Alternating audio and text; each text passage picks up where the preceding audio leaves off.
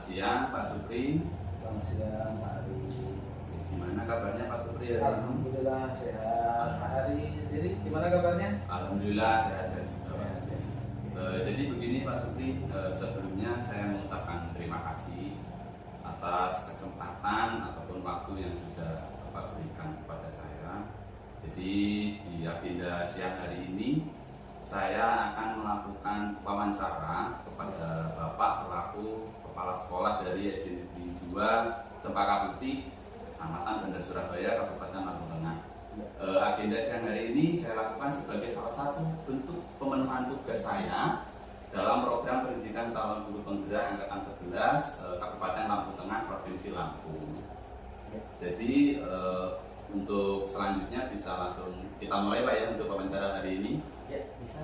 Oke, terima kasih. Jadi saya akan melakukan proses wawancara kepada Bapak selaku Kepala Sekolah dengan peran pemimpin dalam sekolah terkait dalam proses pengambilan keputusan dalam kasus ataupun problem yang dimana kasus tersebut masuk dalam dilema etika ataupun rujukan moral. Seperti itu Pak ya.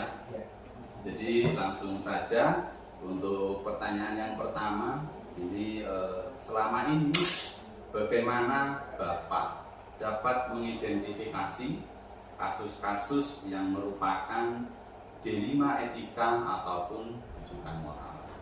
Baik, saya mencoba untuk menjawab Pak Ari. Jadi terkait dengan yang selama ini saya lakukan dalam mengambil keputusan ataupun mengidentifikasi kasus-kasus yang terjadi di sekolah ini, tentunya saya mengidentifikasi dulu. Nah, dalam mengidentifikasi itu saya harus bisa memilah apakah dilema itu masuk dalam dilema etika ataupun masuk dalam dilema rujukan moral. Di sini kita ketahui bahwa dilema etika itu sendiri yaitu suatu kejadian ataupun ketika kita ini dihadapkan dengan dua ataupun lebih ya nilai prinsip yang saling bertentangan dan tidak ada solusi. Kemudian solusi itu tidak jelas. Apakah itu benar ataupun apa yang nanti kita ambil itu salah, kan gitu. Ini biasanya Pak Ari ini melibatkan suatu keputusan yang sulit menurut saya, karena saya harus ngambil ini apakah benar atau salah nanti kan seperti itu. Dimana setiap pilihan itu memungkinkan memiliki konsekuensi yang signifikan. Baik itu secara etis maupun praktis. Dan untuk rujukan moral Pak Ari, menurut saya ini kan dalam mengidentifikasi itu suatu situasi di mana seseorang itu merasa terdorong untuk melakukan sesuatu yang mungkin tidak etis ataupun bertentangan dengan nilai-nilai kebajikan. Nah, sering kali Pak Ari itu karena tekanan, hubungan intimidasi ataupun keuntungan yang sifatnya jangka pendek. Jadi intinya dalam mengidentifikasi itu saya harus bisa memilah permasalahan itu apakah ini masuk ke dilema etika ataupun masuk dalam rujukan moral. Jadi seperti itu. Jadi untuk dilema etika dan rujukan moral itu memang sesuatu hal yang memang harus benar-benar kita identifikasi terlebih dahulu gitu ya, supaya langkah nanti apa yang kita ambil itu tidak berdampak buruk gitu, terutama dalam jangka panjang gitu ya Pak Supri. Oke, untuk selanjutnya Pak Supri, jadi di pertanyaan nomor 2, selama ini bagaimana Bapak menjalankan pengambilan keputusan di sekolah Bapak, terutama untuk kasus-kasus di mana ada dua kasus yang memiliki kepentingan sama dalam arti sama benar ataupun sama-sama mengandung nilai kebajikan. Seperti itu. Ya, ini sangat rumit ya. Jadi kasusnya sama-sama benar, kemudian mengandung nilai kebajikan juga. Ini kebiasaan Pak Ari yang saya lakukan di sini dalam menjalankan pengambilan keputusan di sekolah, terutama untuk kasus-kasus yang dua kepentingan, yaitu adanya kepentingan yang sama, benar ataupun sama-sama mengandung nilai kebajikan itu. Yang pertama, saya mengenali dulu dan memahami nilai-nilai yang terlibat. Nilai yang terlibat apa saja di situ. Nah, langkah pertamanya itu yang saya lakukan adalah memahami dengan jelas nilai-nilai ataupun prinsip yang sedang dipertaruhkan.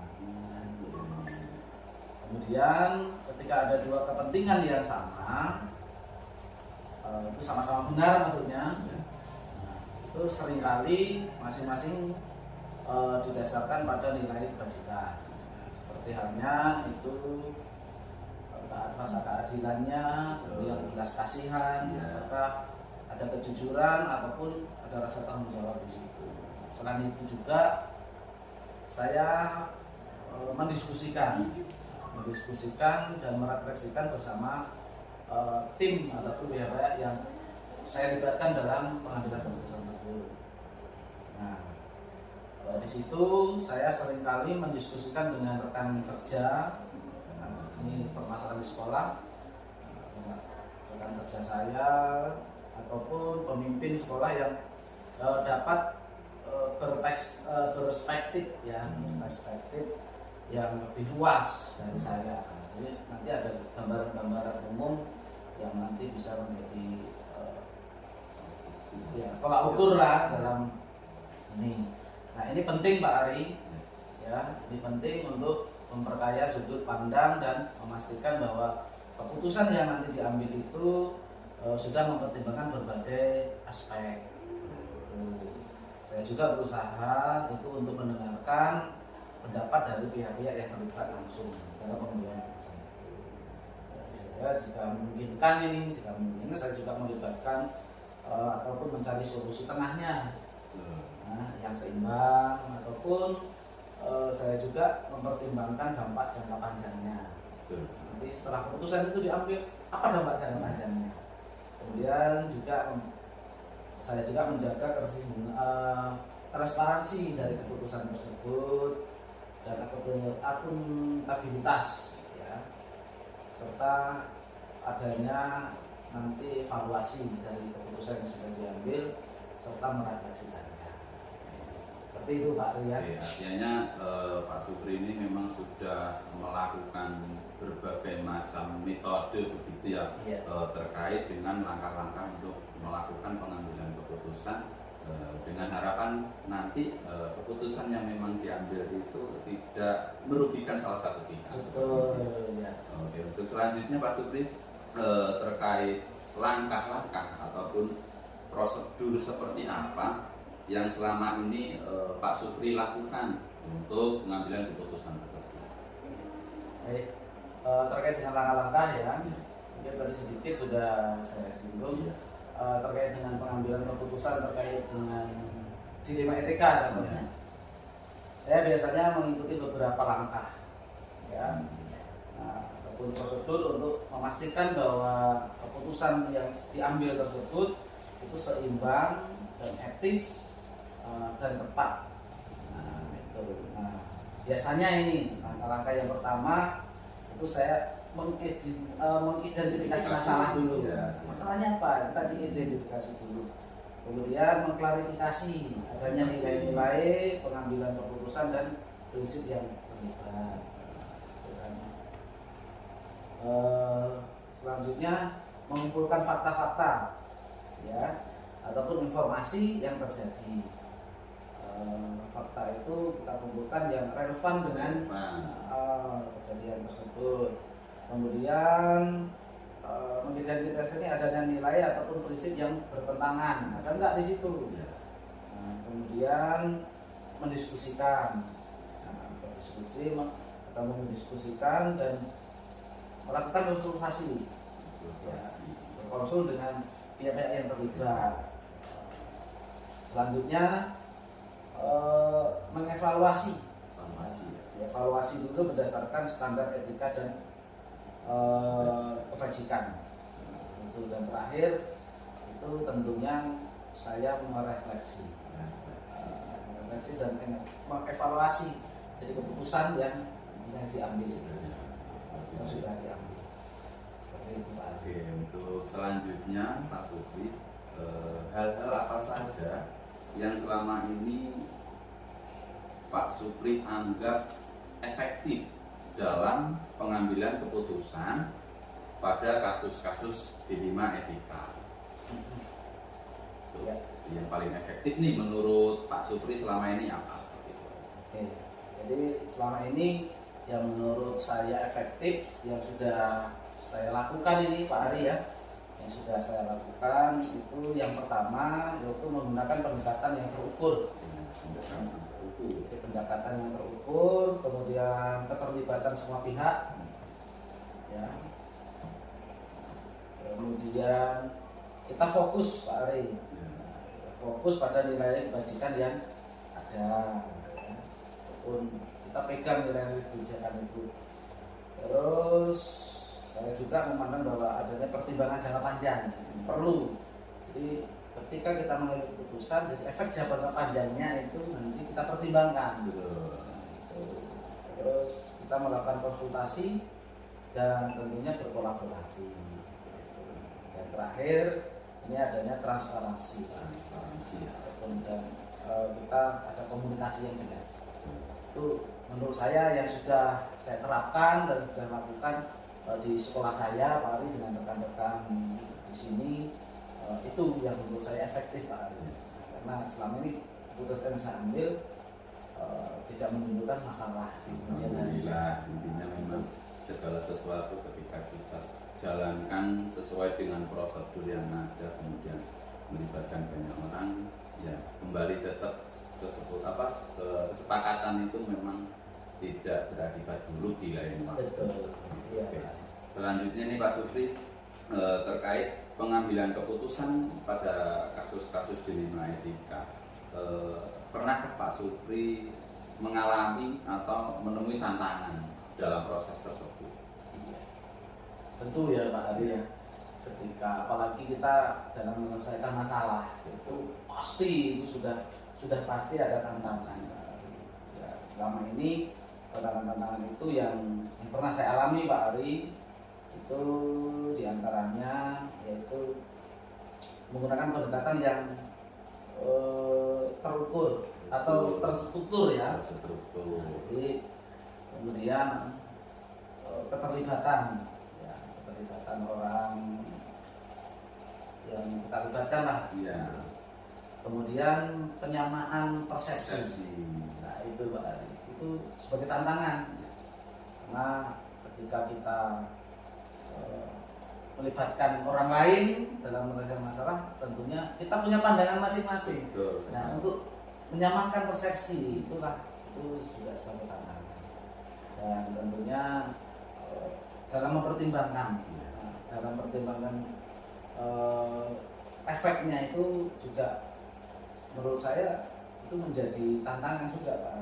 Karena ya kita mengkaji, ya kan, mengkaji nanti setelah keputusan ini kita ambil nanti kita kaji dulu. Ini tantangan. Karena kalau sulit ya nanti menimbulkan dampak yang baru ataupun masalah yang baru. Dan tentunya untuk kita transparansi ya. Nah, itu juga menjadi tantangan karena ada kala ketika menurut kita benar, kita sudah bagus, kita sudah berlaku transparan, kan timbul apakah ini melanggar persepsi yang beda dari orang lain, seperti itu melanggar etika atau tidak, kemudian ada pelanggaran hukumnya atau tidak. Betul. Nah seperti itu Pak. Jadi mungkin ada kalanya juga ketika putusan kita itu ya bisa dipublikasikan. Ketika dipublikasikan itu mengalami hukum atau tidak. Betul. Ketika, nah, jadi itu juga tantangan Pak. Jadi kita atau kami di sekolah ini sangat berhati-hati sekali Pak. Makanya ya banyak sekali tentunya tantangan-tantangan. Oke, untuk selanjutnya Pak Supri, apakah Bapak memiliki sebuah tata cara ataupun jadwal-jadwal tertentu dalam menyelesaikan kasus dilema etika tersebut? Baik, untuk tata cara ataupun jadwal. Ya, jadwal. Secara khusus tentunya tidak ada Pak. Secara khusus untuk penjadwalan penyelesaian kasus ini tidak ada. Namun kita melaksanakan begini. Ketika terjadi kasus, nah, kita segera tangani dengan membentuk tim. Ya, Dan itu kita membentuk tim dan kita melakukan pendekatan. Ya, pendekatan itu terhadap penyelesaian masalah yang tidak selalu mengikuti satu jadwal. Nah, dalam perjalanannya itu tentunya ya kita butuh waktu. Kalau jadwal tidak ada, tapi kita butuh waktu. Jadi sudah kita identifikasi tadi, kemudian sudah kita kumpulkan siapa yang terlibat.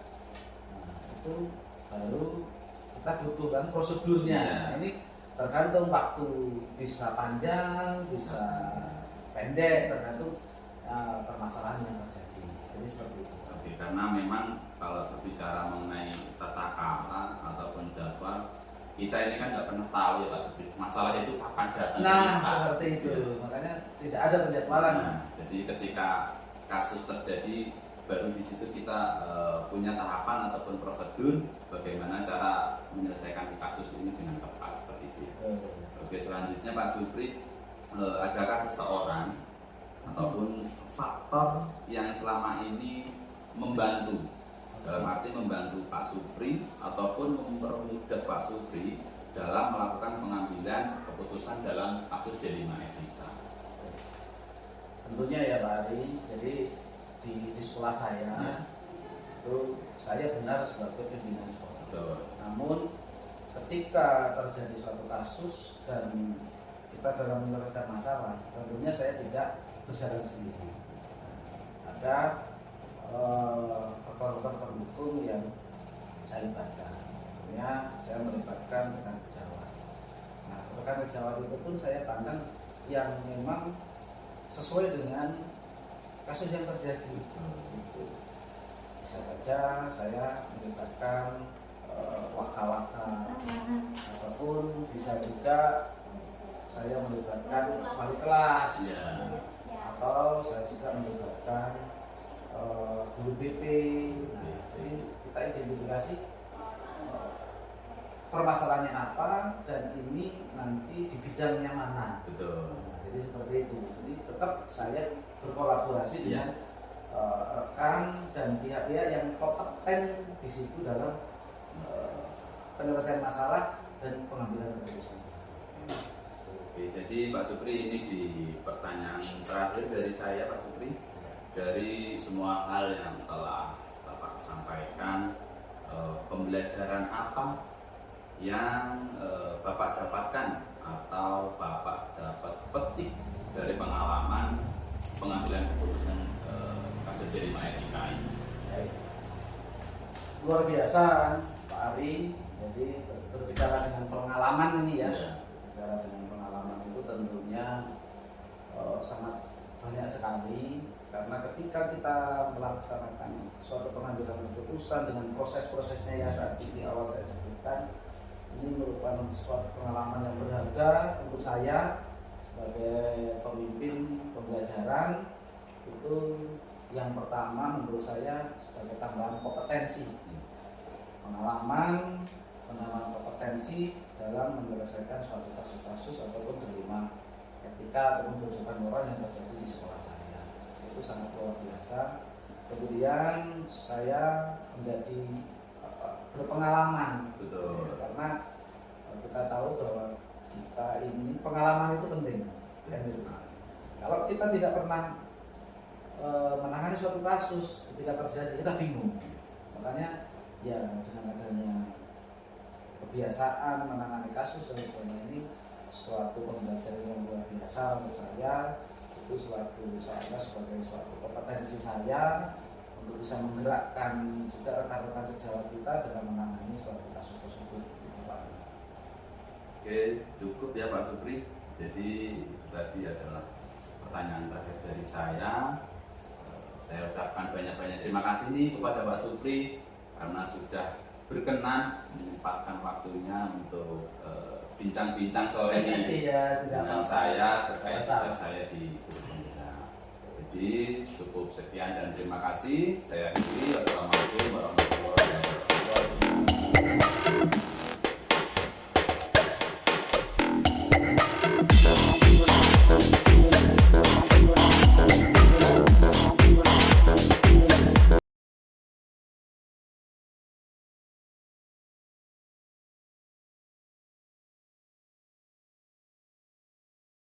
Sebelumnya, Assalamualaikum warahmatullahi wabarakatuh. Selamat siang Mbak Wiji. Selamat siang Pak Arif. Sebelumnya saya izin memperkenalkan diri. Nama saya Arya Prianto, calon guru penggerak angkatan 11 Kabupaten Lampung Tengah. Dalam agenda siang hari ini saya akan melakukan wawancara kepada Pak Wiji selaku kepala sekolah di SD Negeri 1 Baya Baru 5, Kecamatan Bandar Surabaya, Kabupaten Lampung Tengah. Siap.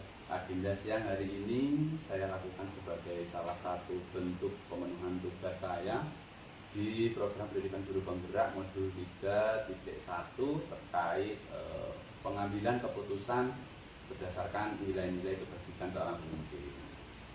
Jadi hari ini saya akan melakukan ataupun mengajukan beberapa pertanyaan kepada Bapak. Langsung saja kita mulai ya Pak. Oke, siap. Untuk yang pertanyaan pertama Bapak, selama ini bagaimana Bapak dapat mengidentifikasi kasus-kasus yang merupakan dilema etika ataupun rujukan moral? Jadi pertanyaannya mengenai kasus-kasus apakah dia rujukan moral atau Dilema etika ya, Bapak. Untuk membedakan dua kasus tersebut sebenarnya tidak terlalu sulit karena dasarnya ketika kasusnya adalah rujukan moral, itu pilihan yang ada pada kasus tersebut adalah pilihan antara benar lawan salah. Tetapi ketika kasusnya adalah dilema etika, maka pilihan yang muncul di situ adalah pilihan antara benar lawan benar. Nah, ada beberapa hal yang perlu kita perhatikan dalam kasus dilema etika. Misalnya nilai-nilai apa saja yang bertentangan yang ada di situ. Kemudian dari nilai-nilai itu kita bisa simpulkan dengan cara apa kita akan menentukan untuk pengambilan keputusannya. Kalau saya biasanya seperti itu. Seperti itu ya Pak. Untuk selanjutnya setelah tadi Bapak menyampaikan identifikasi, sekarang bagaimana Bapak menjalankan pengambilan keputusan di sekolah Bapak, terutama untuk kasus-kasus di mana ada dua kepentingan yang sama-sama benar atau sama-sama mengandung nilai kebajikan. Ya, berarti kasusnya yang ditanyakan di sini adalah kasus dilema etika ya. Ketika saya menghadapi sebuah kasus dilema etika yang terjadi di sekolah saya, hal yang pertama saya lakukan adalah mengidentifikasi nilai-nilai apa saja yang bertentangan di situ. Misalnya antara sesuatu yang bertentangan tentang jangka pendek melawan jangka panjang, misalnya, atau juga hal-hal yang bertentangan antara nilai kesetiaan lawan nilai kejujuran, misalnya begitu ya. Nah, saya identifikasi nilai-nilai apa saja yang bertentangan di situ. Kemudian setelah itu saya mengidentifikasi siapa yang terlibat. Siapa yang terlibat di sini adalah penting supaya kita bisa menentukan juga bagaimana proses penyelesaiannya. Nah, ketika proses identifikasi itu sudah saya lakukan dari A sampai Z, kemudian saya menyimpulkan apa dasar saya dalam mengambil keputusan Misalnya apakah saya akan menggunakan cara berpikir berdasarkan hasil akhir, ataukah saya akan menggunakan cara berpikir berdasarkan rasa empati atau kepedulian, apakah saya akan berpikir menggunakan berpikir berdasarkan rule atau aturan yang ada. Nah, jadi sebuah kasus ketika kita sudah selesai mengidentifikasi kasusnya, maka kita akan bisa melihat bagaimana kasus itu dapat diselesaikan dengan cara yang paling efektif. Kalau saya seperti itu. Terima kasih Pak Wiji. Untuk selanjutnya langkah-langkah atau prosedur seperti apa yang biasa Bapak lakukan selama ini terkait penanganan ataupun mengatasi kasus-kasus dilema etika ataupun bujukan moral tersebut. Oke, kalau kasusnya adalah dilema etika seperti yang saya jelaskan tadi, yang pertama pasti saya akan melihat nilai-nilai apa yang bertentangan dalam kasus itu. Kemudian siapa saja yang terlibat. Setelah itu adalah apa fakta yang terjadi dalam kasus tersebut. Misalnya siapa yang lebih dahulu memulai, apa penyebabnya, kemudian kenapa kasus itu bisa muncul, kemudian apa reaksi dari warga di sekitarnya terhadap kasus tersebut. Dan kemudian setelah 3 itu saya lakukan, saya akan mengidentifikasi, menentukan apakah kasus tersebut benar-benar kasus rujukan moral atau kasus dilema etika. Nah, itu sangat penting langkah itu. Di antaranya hal yang saya lakukan adalah uji legal. Adakah hukum yang dilanggar dari terjadinya kasus tersebut? Kemudian kalau misalnya tidak ada, tahap yang selanjutnya saya akan melakukan uji regulasi. Ada nggak kode etik atau norma atau etika yang dilanggar dalam hal tersebut. Kemudian biasanya sih saya akan melakukan uji intuisi, artinya saya akan memperkirakan kalau kasus ini nantinya akan seperti apa. Ini penting karena biasanya intuisi itu juga bisa digunakan untuk menyelesaikan sebuah permasalahan atau kasus. Kemudian yang selanjutnya yang sering saya lakukan adalah uji panutan atau idola, di mana saya akan memperkirakan kalau misalnya idola saya yang memutuskan kasus ini akhirnya akan seperti apa, dan itu bisa dan sering saya gunakan untuk menyelesaikan sebuah masalah atau kasus yang terjadi. Kemudian jika tahap selanjutnya, jika situasinya adalah merupakan dilema etika, maka saya akan menentukan paradigma apa yang terjadi di sana. Misalnya paradigma antara belas kasihan lawan kesetiaan dan sebagainya ya, ada 4 paradigma tadi. Apakah benar-benar terjadi itu atau tidak, atau misalnya terjadi dari salah satu itu. Kemudian prinsip mana yang bisa saya gunakan untuk menyelesaikan masalah ini. Seperti yang saya jelaskan tadi, ada 3 prinsip sebenarnya dalam penyelesaian masalah dilema etika. Apakah saya akan menggunakan prinsip berpikir berdasarkan hasil akhir, di mana biasanya ini paling sering digunakan oleh para pemimpin dalam menyelesaikan sebuah kasus dilema etika, karena tetapi kita tidak boleh salah juga bahwa sesuatu yang dimaui orang banyak itu belum tentu sesuatu yang benar. Jadi kita tidak boleh terjebak juga di situ. Apakah saya akan berpikir menggunakan peraturan, atau yang terakhir ketika situasinya memang dilema etika antara kejujuran lawan belas kasihan dan lain sebagainya, berarti mungkin yang paling tepat yang saya gunakan adalah berpikir berdasarkan rasa peduli atau care destiny.